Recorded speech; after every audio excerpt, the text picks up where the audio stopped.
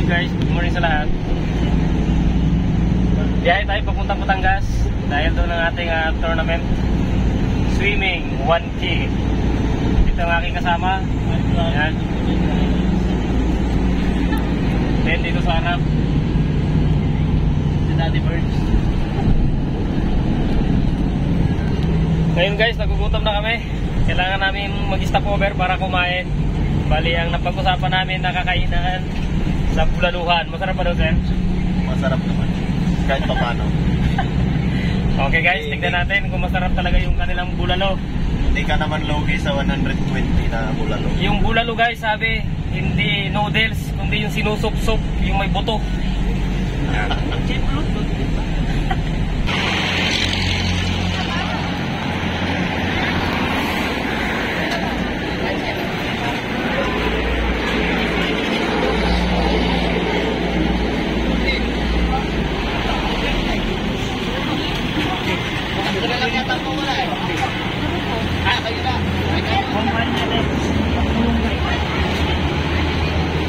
Kala ko kambingan, bakit tilapia?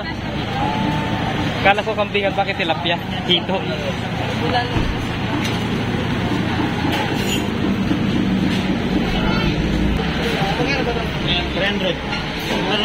Tilapia.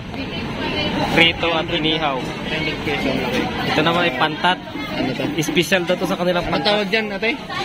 Hito. Hito o kaya pantat. Parehas mo yan, pipiliin mo ba ako? Mamaya tayo ikaw ang pipiliin yan. Sige ka. 20 peso na bulalo. Huwag mo nang papiliin.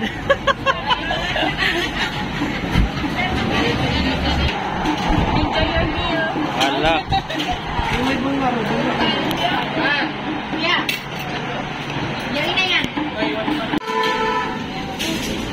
Taba. Grabe yung taba.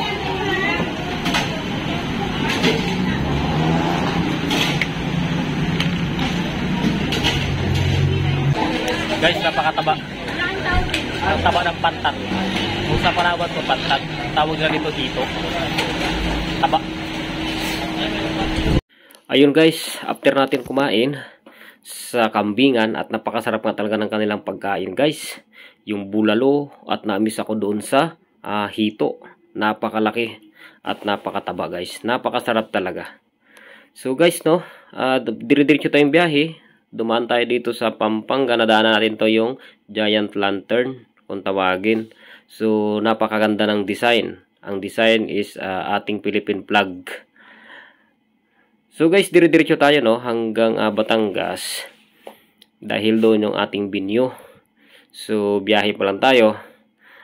Pag biyahe pa lang guys, sa mga daanan sa nakikita natin, talagang excited. Excitement talaga. Kaya masarap pagdayo-dayo guys no. Kung makikita nyo, ang tournament napakaganda talaga. Ito guys, shout out nga pala sa ating kasamahan na magsiswimming dito kay Nautical Marksman. Follow nyo siya guys sa kanyang Facebook and YouTube channel. Mahilig din to mag-dive. Free dive. Napakalakas. Wow.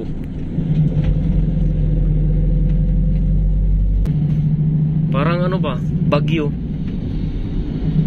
Nakikita ko dito parang bagyo eh. Ito hindi na ito inaabot dito ng taan. Ay di, inaabot pala itong pagkuhan. Kamihan. Just arrived at Mabini, Batangas. Dito ang ating lokasyon. Dito tayo magsa-summer outing at mag-swimming. So, ang ating accommodation ngayon, ang ating building, hinahanap pa natin. Pero nandito na tayo sa lugar. Mga ingrande yung mga bahay dito, yung mga tao, mga rich kid.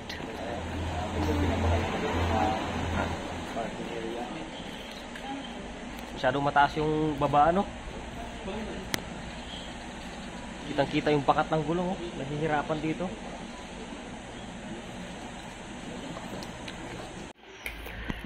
Ito guys, at pupunta na tayo sa ating kwarto. Titignan natin guys kung makikita natin ang ganda guys. Sa taas pa lang yung overlooking niya, napakaganda. Kaya lang yung hagdan, siyempre mag-ingat tayo. Kapag tayo natalisod dito, may paglalagyan talaga. May swimming pool pa sa taas guys. Oh, napakaganda talaga ng lugar na to. Malinis pa yung area.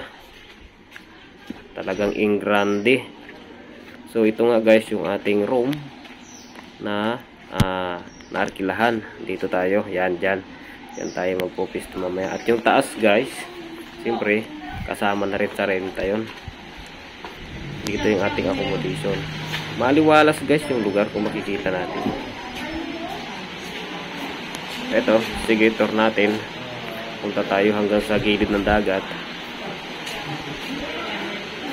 Napakaganda talaga guys tignan ang isang lugar kapag malinis.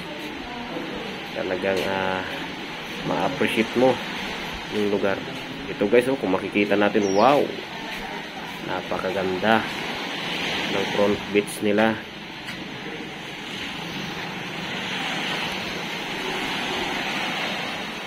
At ito may mga sightings pa guys, oh. Kung makikita natin, oh, ati lumingon ka, yun, huli ka. At mayroon na rin nagpi-free dive doon guys, oh. Kung makikita natin, oh. Pero pansin ko guys, medyo malabo yung tubig dahil siguro sa bad weather. Ito, bad weather ngayon guys, kasi alam nyo naman yung weather ngayon sa Pilipinas, talagang mayroong low pressure na pumasok dito sa atin, pero hindi pa naman sa talibag. Ang ating accommodation ngayon ay walang iba kundi matatagpuan dito sa Mabini, Batangas.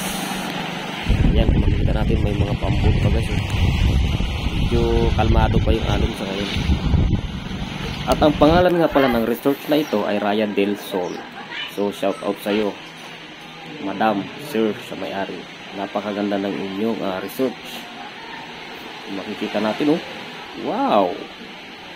Napakalinis talaga. Presentable sa mga guests. Siyempre guys, dito tayo magpapalipas ng gabi. At magpapahinga tayo dito ng maaga.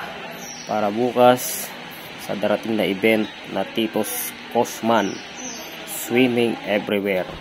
Ang ating katawan ay kondisyon at palaban. Swimming everywhere. Sana manalo tayo guys. Kahit first, pwede na.